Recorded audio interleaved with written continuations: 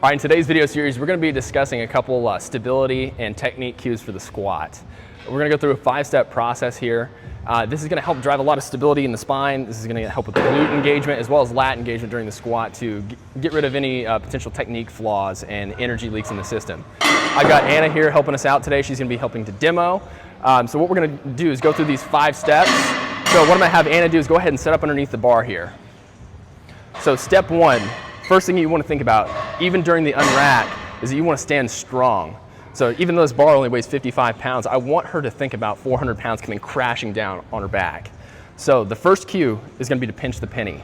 So what I mean by that is you imagine there's a penny right between your butt cheeks, and you're going to crush it by squeezing your glutes here. So what you should feel is a lot of glute engagement. Now, number 2 is dropping the rib cage and breathing into the obliques. So this is a little bit of a difficult one for a lot of people to pick up. This is where most of the spinal stability comes into play. So what I'm going to have Anna do is take a deep breath in, not through the chest, but in through her diaphragm. And she's going to exhale, blow all the air out of her lungs. So I want you to blow every last cubic centimeter of air out here. You should feel the rib cage drop into the pelvis. Now after that, don't shift into a chest or apical breathing pattern. Try to breathe into the obliques here. So now you don't want to practice this when there's maximum amount of weight on your back.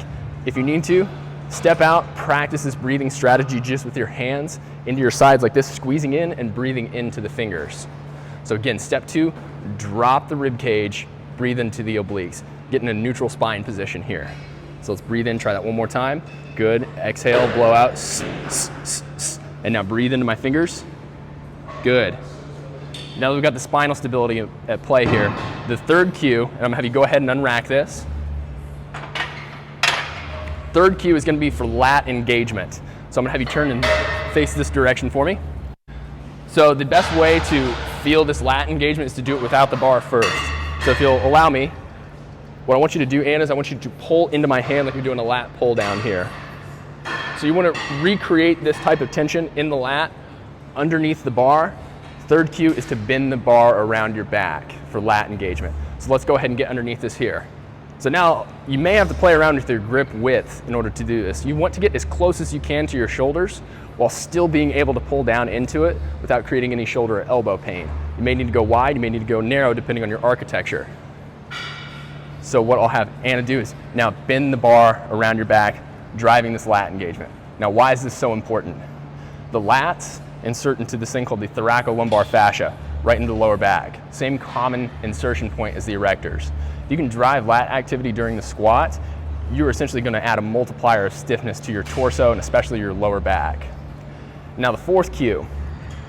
Fourth cue is going to be to rip the ground up underneath you. You want to think like an eagle or some sort of bird of prey that grips with its talons like this. You want to actually try to drive the feet apart. So we're going side to side with the feet here. This is going to add a little bit of extra stability and tension in through the hips here.